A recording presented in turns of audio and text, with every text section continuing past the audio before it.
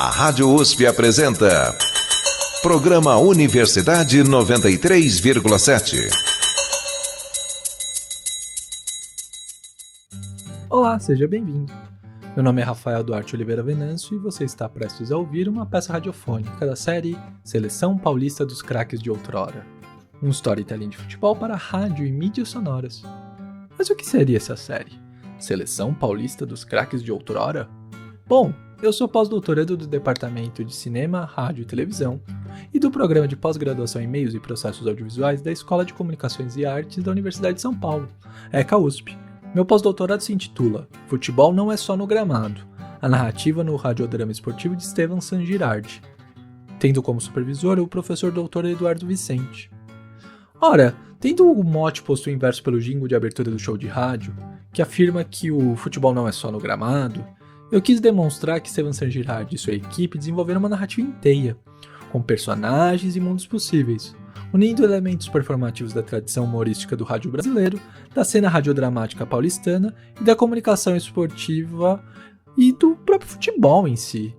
Para minha reflexão teórica, eu utilizei teóricos da dramaturgia, da pragmática, da narratologia, da psicanálise, e eu verifiquei como Estevan San Girardi construiu um rádio de autor que coloca o futebol enquanto uma centralidade de mordidura, e um tecido ficcional que trabalha o real, o verossímil, o imaginado e o inventado, sem distinção alguma. Assim, um dos meus resultados de pesquisa é essa série radiofônica, Seleção Paulista dos Craques de Outrora, onde coloco à prova o que encontrei na minha pesquisa de pós-doutorado, bem como coloco em prática aquilo que teorizei e refleti de acordo com o meu olhar de mundo. Para mim, Estevan San Girardi foi um dos pioneiros do rádio de algo que chamam nos estudos ficcionais de processo historicizante. Sim, historicizante de história com E, para distinguir daquele historicizante da famosa história com H. A palavra história, com E, representa a tradução possível do inglês story, que indica as narrativas que necessariamente não são históricas, englobando algum grau que seja de ficção, seja de subjetividade ou mesmo de imaginação. O processo historicizante seria você observar a história com H e fazer uma história com E. Tem gente que chama isso de ficção histórica, mas eu acho até válido. No entanto, vale a pena retomar o uso da palavra história com E. É algo importante no mundo cada vez mais carente de narrativas. Isso faz essa minha ideia de processo historicizante entrar no campo dos estudos do storytelling, que para muitos foi fundado por Walter Benjamin em seu texto O Narrador, que em inglês é chamado de The Storyteller, ou seja, o contador de histórias.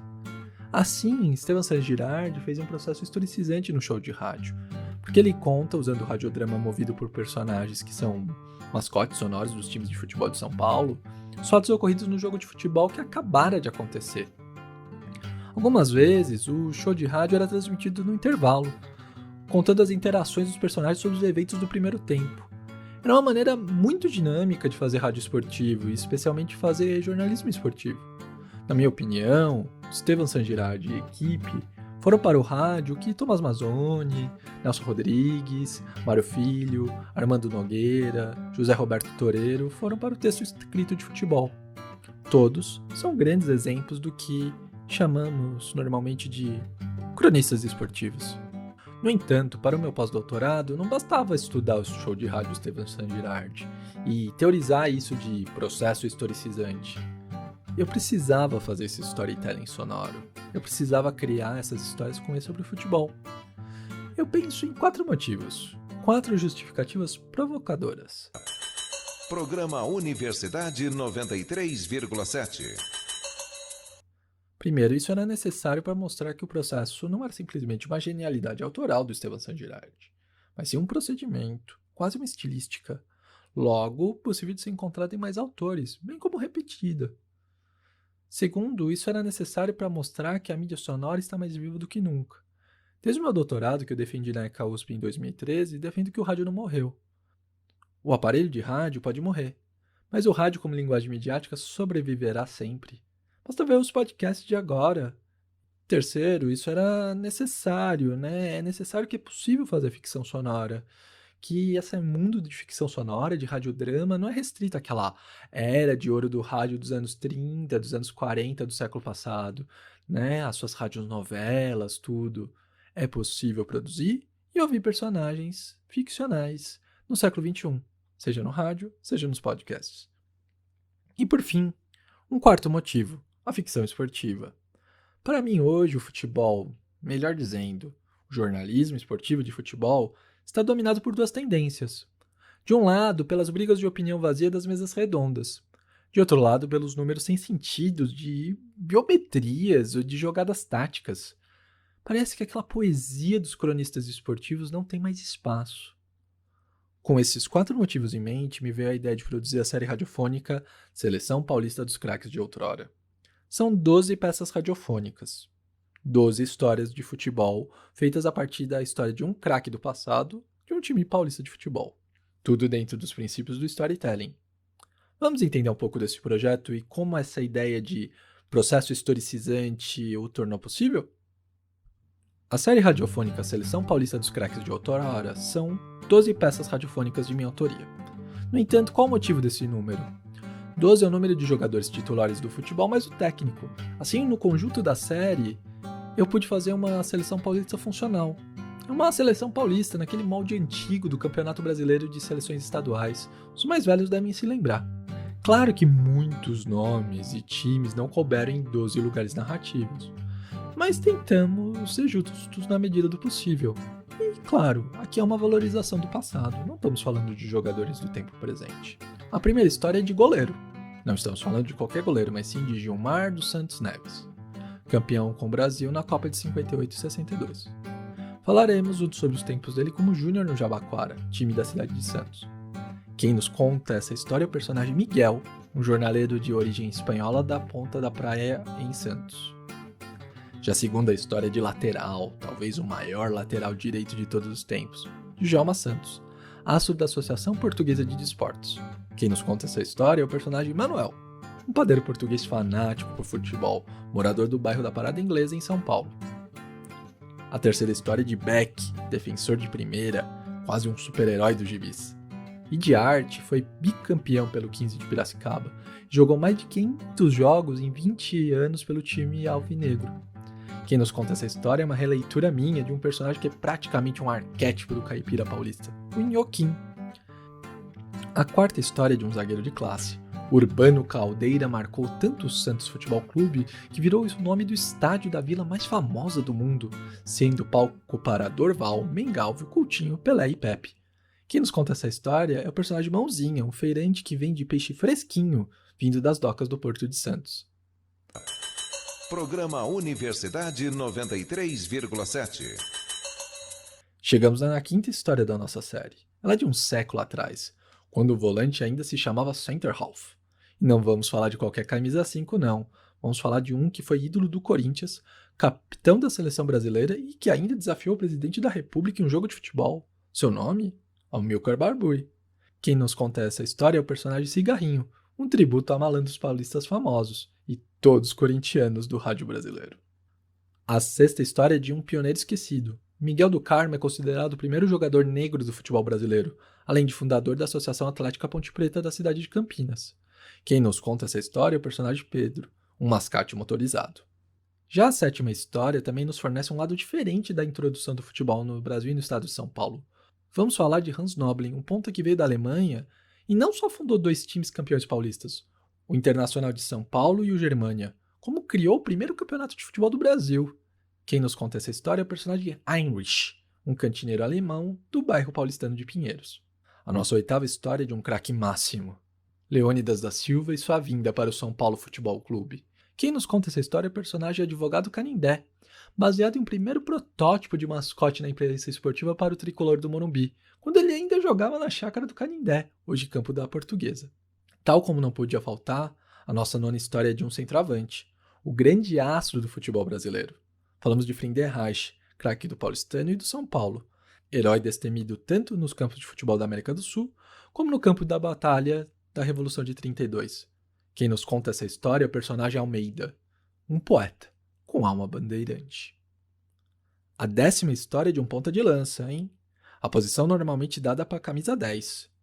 Falamos de Pinga, jogador do Juventus da Moca, camisa 10 goleador, que vestiu a 10 da seleção brasileira antes daquele que seria seu dono definitivo, o Rei Pelé. Quem nos conta essa história é o personagemzinho, um moleque bem travesso tal como o Clube Grená. Já a 11ª história era uma que não podia faltar, a história do atacante que é o pai do futebol brasileiro. Sim, ele mesmo, Charles Miller, craque do SPAC e do SPR, times da comunidade inglesa que sobrevivem até hoje no Nacional Atlético Clube. Quem conta essa história pra gente é o personagem Mr. Fowler. Por fim, a 12ª história é do técnico dessa maravilhosa seleção paulista de outrora, criada narrativamente por mim. É o técnico que elaborou o futebol bonito da Academia do Palmeiras. Ele que foi o técnico da seleção brasileira em um único amistoso do Mineirão. Ele que era, pasme, argentino. Estamos falando de Filippo Nunes. Quem nos conta essa história é o personagem Domenico Filippo, um dono de bar italiano fanático pelo antigo Palestra Itália. Pois bem, assim temos a série radiofônica Seleção Paulista dos Craques de Outrora. Hoje você ouvirá um desses 12 programas. Caso você tenha perdido algum deles aqui na transmissão do programa Universidade 93.7 da Rádio USP FM, não se preocupe. Eles também estão disponíveis digitalmente. Uma das formas que você pode encontrar eles é no site Jornalismo Esportivo ECA USP, mantido pelo Departamento de Jornalismo e Editoração da Escola de Comunicações e Artes da Universidade de São Paulo. Acesse www.usp.br/cje/esportivo para encontrá-los. É isso. Eu sou Rafael Duarte Oliveira Venâncio e você ouvirá uma das peças radiofônicas e storytelling de futebol da série Seleção Paulista dos Craques de Outrora. Uma boa história dos gramados para todos. Programa Universidade 93,7. Hoje a peça radiofônica da série Seleção Paulista dos Craques de Outrora é O Centroavante que era um bonde de diamante negro, escrita por Rafael Duarte Oliveira Venâncio. Programa Universidade 93,7.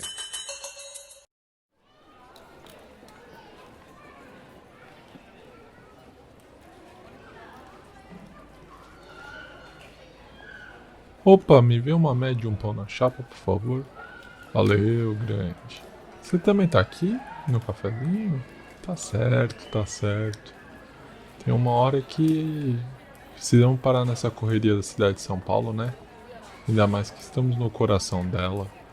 Sim, a Praça da Sé, de fato, é onde o paulistano não para. Vejo que você gosta de futebol, vendo aí as novidades no seu celular, hein? E aí, para que time você torce? Ótimo gosto, eu também sou São Paulino. Aliás, não sou qualquer São Paulino, devo dizer. Não, sou membro de uma longa linhagem de São Paulinos, desde a fundação do clube. Sim, você não vai nem acreditar. No entanto, eu sou um descendente direto do primeiro mascote do clube, sabia? Não, aquele Santo Paulo veio depois. Foi uma invenção da Gazeta Esportiva. Não conhece essa história? Deixa então eu me apresentar. Este aqui é o meu cartão. Prazer, eu sou o advogado Canindé, a seu dispor. Meu avô era o famoso Dr. Canindé, o primeiro mascote do São Paulo Futebol Clube. Bom, posso contar a história dele e do nosso queridíssimo São Paulo Futebol Clube enquanto desfrutamos deste bom cafezinho. O São Paulo Futebol Clube, não sei se você sabe, foi fundado em 25 de janeiro de 1930 por esportistas do Clube Atlético Paulistano, grande potência dos 30 primeiros anos do futebol paulista, e da Associação Atlética das Palmeiras, que tinha um belo campo da floresta às margens do rio Tietê, que, naquele tempo de outrora, era limpo, pescável, cheio de provas de regatas. Pois bem, o São Paulo já começou como uma potência do esporte bretão. Vice-paulista em 1930, campeão em 1931. No entanto, o time ficou ganancioso. Resolveu comprar uma sede não muito longe de onde estamos, aqui da Praça da Sé, e se afundou em dívidas. Com isso, se associou ao Clube de Regatas Tietê, que, depois de um ano, resolveu assumir o clube como um todo, pegando nossa sede da Floresta e acabando com o futebol. Aliás, onde era o Clube Tietê, ali na Avenida Tiradentes, e hoje é um parque municipal aberto, sabe? Ele era o nosso campo, ali era o campo da Floresta. Isso é 1934, né? Em 16 de dezembro de 1935 resolveram refundar o São Paulo. No entanto, não havia apenas os ricos jovens cafeicultores lá de 1930. A cara do São Paulino tinha mudado.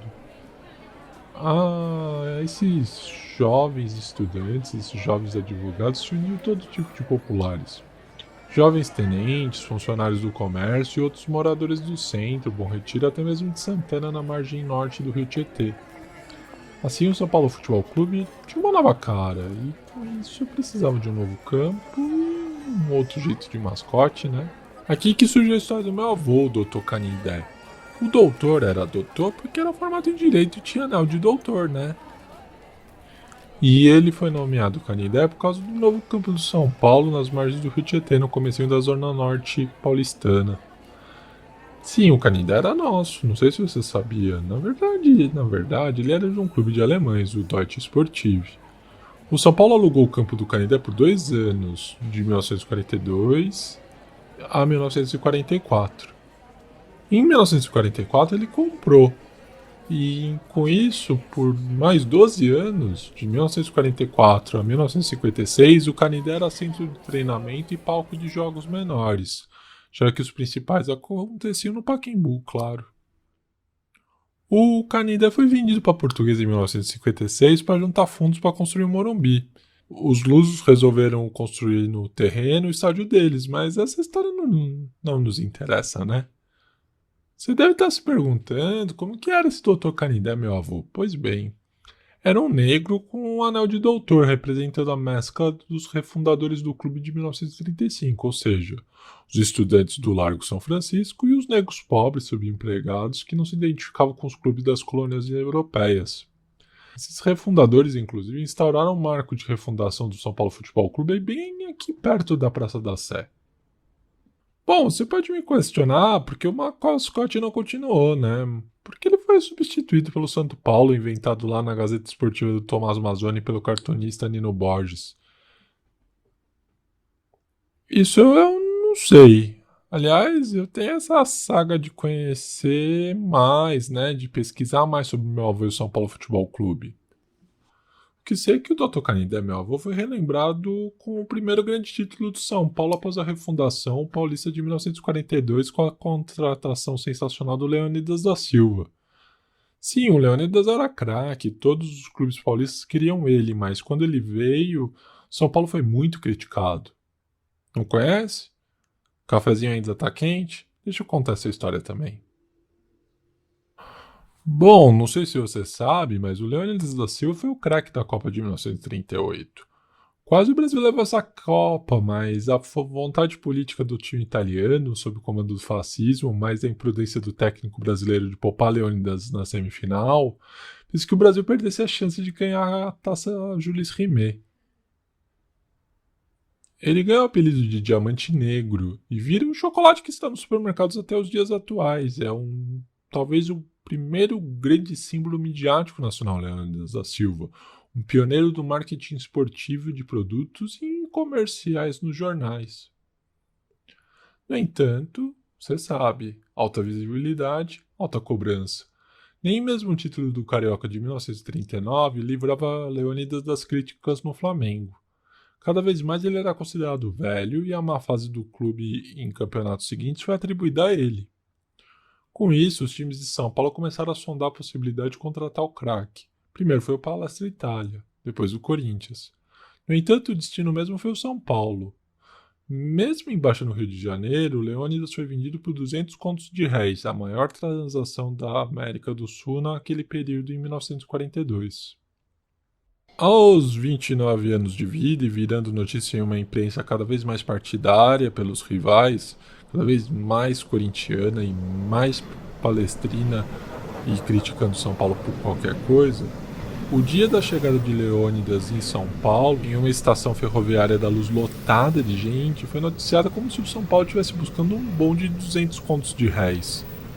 Bonde, naquela época, era uma gíria, um apelido para jogador velho, porque pensa um bonde, é um trambolho, né? Lento, algo ultrapassado, mesmo pra época que todo mundo usava bonde. Demorou um mês, mas Leônidas calou a imprensa. A partida no Pacaembu terminou com vitória por 2-1 pro Palestra Itália, isso é verdade. E lembrando, foi um dos últimos jogos do Palestra Itália com esse nome. Ele em 42 viraria Palmeiras. Mas o gol de honra do São Paulo é que foi notícia, mesmo com a vitória do Palestra Itália. Um espetacular gol de bicicleta de Leônidas que virou foto e estátua no Memorial do São Paulo. Imagina só, das cabines de rádio, o famoso narrador José Geraldo de Almeida gritava: "O bonde de 200 contos de réis fez um gol de bicicleta!"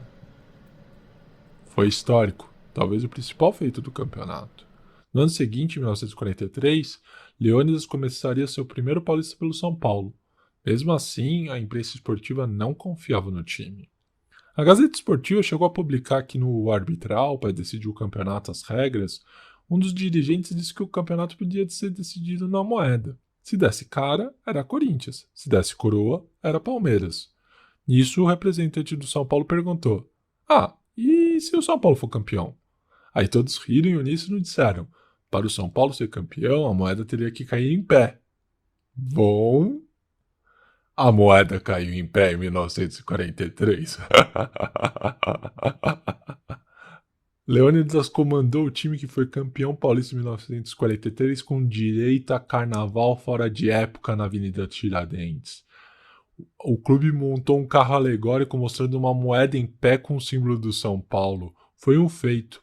Até hoje, o São Paulo é conhecido como o clube da moeda que caiu em pé. Leônidas e o São Paulo não pararam por aí. Em 1945, mais um título de campeão paulista para o São Paulo, com Leônidas marcando 16 gols. E em 1946, o bicampeonato legítimo e invicto. Em 1948 e 1949, outro bicampeonato paulista. Você fez as contas? Olha só. 5 títulos paulistas em 8 anos de São Paulo para o Leônidas, que foi eleito o melhor jogador do campeonato nos 5 campeonatos vitoriosos. No total, o Leônidas, dos 29 aos 37 anos de idade, pensa, dos 29 aos 37 anos de idade, já famoso, marcou 140 gols em 212 jogos pelo São Paulo. Isso era incrível! Em um desses títulos, o meu avô, o mascote do São Paulo, o Dr. Canidé, apareceu comemorando o caneco em uma charge de jornal. Seus traços até lembravam um pouco os do Leônidas. No entanto, o São Paulo tinha vindo para ficar como mascote, e está até hoje. Não podemos esquecer da história dos refundadores de 1935. Todos eles foram cruciais na formação do time do São Paulo Futebol Clube que temos hoje. Foram eles que ajudaram a popularizar o time, a trazer craques como Leônidas e o argentino Sastre, também tratado com um bonde pela imprensa da época. Todos eles são um pouco do Dr. Canindé. Aliás, um desses refundadores é lembrado toda vez que tem jogo do São Paulo. O nome dele é Porfírio da Paz. Além de ser um dos refundadores do clube, Porfírio da Paz colocava dinheiro do próprio bolso para contratar jogadores e pagar a conta simples do Canindé. Ele não era milionário. Era tenente da Força Pública, que é a atual Polícia Militar do Estado de São Paulo, e farmacêutico. Não sei se você sabe, mas foi ele que recebeu Leônidas oficialmente na Estação da Luz e pagou as primeiras custas do craque na capital. Além disso, diante da multidão que estava na estação de trem, todos querendo ver Leônidas, foi ele que carregou Leônidas no ombro até o carro. A mente de Porfírio da Paz estava tanto no São Paulo que ele esquecia de pagar contas da própria casa. Até que um dia ele se viu despejado por falta de pagamento de um carnê que esquecera. Bom, e assim, tentando se acalmar para convencer a todos do engano que ele podia pagar, que não precisava ser despejado, ele começou a cantarolar para se acalmar. Salve o tricolor paulista, salve o tricolor paulista, salve o tricolor paulista, amado clube brasileiro. E assim que nasceu o hino que ele compôs durante os dias seguintes. Eu adoro essas histórias, As histórias do São Paulo de Leônidas, do Canindé, do Dr. Canindé, são muito românticas. Meu São Paulo... Ai, meu Deus. Meu São Paulo, ai, meu Deus. Olha a hora, estou atrasado. Foi muito boa a nossa conversa, mas eu preciso ir. E prazer em conhecê-lo, São Paulino. Eu me vou a lá Porfírio da Paz, cantarolando o nosso hino. Salve o tricolor paulista, Amado clube brasileiro, tu és forte, tu és grande, dentre os grandes és o primeiro. Tu és forte, tu és grande, entre os grandes és o primeiro. Ó tricolor, clube bem amado, as tuas glórias vêm do passado. Ó tricolor, clube bem amado, as tuas glórias vêm do passado. Programa Universidade 93,7. Hoje a peça radiofônica da série Seleção Paulista dos Craques de Outrora foi O Centroavante que era um bonde de diamante negro, escrito por Rafael Duarte Oliveira Venâncio. O personagem advogado Canindé também foi interpretado por Rafael Duarte Oliveira Venâncio. De fundo, os sons foram produzidos e veiculados com licença Creative Commons pelos usuários Shormarp e Gadik do site freesound.org, com edição e design de som de Rafael Duarte Oliveira Venâncio. Programa Universidade 93,7. Esta foi mais uma peça radiofônica da série Seleção Paulista dos Craques de Outrora, um storytelling de futebol para rádio e mídias sonoras produzido pelo professor Dr. Rafael Duarte Oliveira Venâncio, pós-doutorando do Departamento de Cinema, Rádio e Televisão e do Programa de Pós-Graduação em Meios e Processos Audiovisuais da Escola de Comunicações e Artes da Universidade de São Paulo, a ECA USP. Esta peça radiofônica foi veiculada em 2020 no programa Universidade 93.7 da Rádio USP FM e está disponível digitalmente, entre outros lugares, no site Jornalismo Esportivo ECA USP, mantido pelo Departamento de Jornalismo e Editoração da Escola de Comunicações e Artes da Universidade de São Paulo. Acesse www.usp.br/cje/esportivo. No fundo da abertura e do encerramento deste programa, você pode ouvir Rosenbaum Chords Bossa, do usuário Full Metal Jedi, trilha disponível em Creative Commons no site freesound.org. Roteiro, design sonoro, locução e edição de Rafael Duarte Oliveira Venâncio. Supervisão do pós-doutorado, professor Dr. Eduardo Vicente. Coordenação do programa Universidade 93.7 e do site Jornalismo Esportivo ECA USP, professor doutor Luciano Vitor Barros Maluli. Gravações feitas em casa por Rafael Duarte Oliveira Venâncio durante a quarentena e o distanciamento social em São Paulo, SP, na pandemia da Covid-19, no início de junho de 2020. Uma produção conjunta dos grupos de pesquisa Mídia Som, Grupo de Estudos e Produção em Mídia Sonora e Altajor, Jornalismo Popular e Alternativo, ambos da ECA USP. Muito obrigado pela sua audiência. Eu sou Rafael Duarte Oliveira Venâncio e você ouviu Storytelling de Futebol, Seleção Paulista dos Craques de Outrora. Até breve. Tchau. A Rádio USP apresentou Programa Universidade 93,7.